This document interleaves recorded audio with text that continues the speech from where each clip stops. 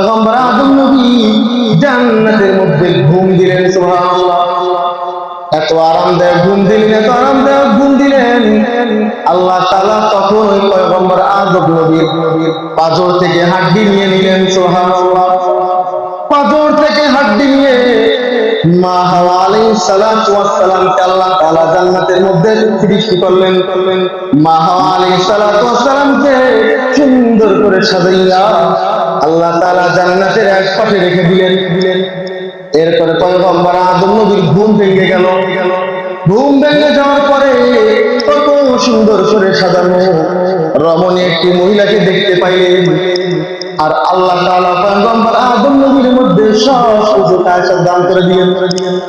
পয়গম্বর আদম নবী যখন তার দিকে রওনা করলেন, আল্লাহ বলেন, ও পয়গম্বর দাঁড়াও, ও পয়গম্বর দাঁড়াও, তুমি মোহর আদায় করো। সুবহানাল্লাহ। তুমি যদি মোহর আদায় না করো তাইলে তুমি কিভাবে যাবে? মোহর আদায় করে যাই কাজ করে যাও। কিভাবে মোহর আদায় করবে? কিভাবে মোহর আদায় করবে? ওই সময় তো টাকাও নাই, পয়সাও নাই, ঠিক না ঠিক?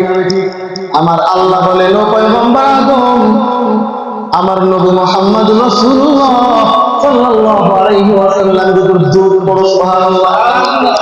4 বার দুরূদ পড়ো অথবা 10 বার দুরূদ পড়ো।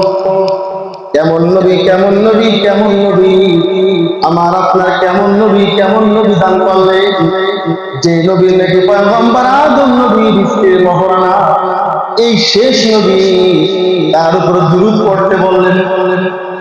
পয়গম্বর আদম নবী দুরূদ পড়লেন। দুরূদ পড়ার পরে আল্লাহ তাআলা পয়গম্বর আদম নবীকে হাওয়া আলাইহিস সালাতু ওয়াস সালামকে একসঙ্গে করে দিলেন। সুবহানাল্লাহ। একসঙ্গে করে দেওয়ার পরে আল্লাহ তাআলা ঘোষণা দিলেন, ওয়ালা তাকরাবা হাযিহি শাজারাতা ফাতাকুনা মিনাজ জালিমিন। হাযিহি শাজারা, এই যে একটি গাছ রয়েছে, এই গাছের নিকটে তোমরা যেও না। সুবহানাল্লাহ। হাযিহি শাজারাতা ফাতাকুনা মিনাজ জালিমিন, যদি তোমরা যাও জালেমদের অন্তর্ভুক্ত হয়ে যাবে। এখন আবার ইবলিসের কাছে চলে আসি।